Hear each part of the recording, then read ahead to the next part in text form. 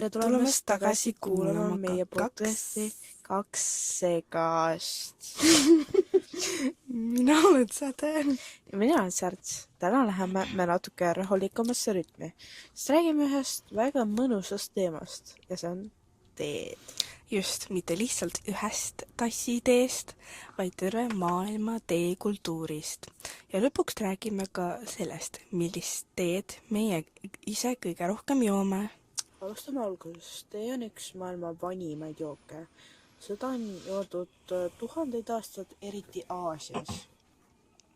Ma isegi ei teadnud seda, aga järgmine fakt on see, et kõik päris teed tulevad ühest ja samast taimest, Camellias senisest ehk teepõõsast. Vabandust, kui ma hääldasin seda natuke valesti. Just selle taime lehtedest valmistatakse näiteks rohelist teed, musta teed, valget teed ja oolong.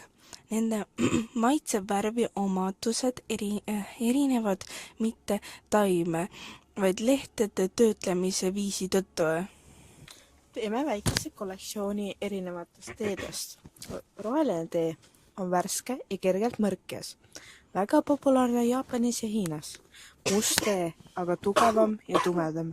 Klassika näiteks Inglismaal. Valge tee, õrn ja pehme. See on vähem töödeldud. Oolong tee kuskil rohelise ja musta vahepealne. Taimetee tehniliselt polegi päris tee, aga see sisaldab näiteks kummelit, piparminti või marju. Ja ärme unusta tšaid, vürtsikas ja soe, eriti hea külmal ajal. Tee ei ole ainult jook, see on ka rituaal. Mõnes kultuuris võetakse tee joomiseks aega, ollakse kohal ja nautitakse seda hetkes ajaga. Täpselt, see on nagu paus päevas, hetk iseendale. Okei, aus küsimus. Säde, mis tee on sinu go-to? No, mina joon kõige rohkem piparmündid, et see on värskendav ja rahustab samal ajal. See on väga hea valik. Mina olen pigem siuke tiim must tee inimene. Eriti hommikul natuke piima ja natuke mett. Klassika, aga vahel, kui tahad midagi erilist, võta roheline tee jasmiiniga. Nii et võib öelda tee maailma tohutult mitmekesine. Igal ühele leidub midagi, mida juua.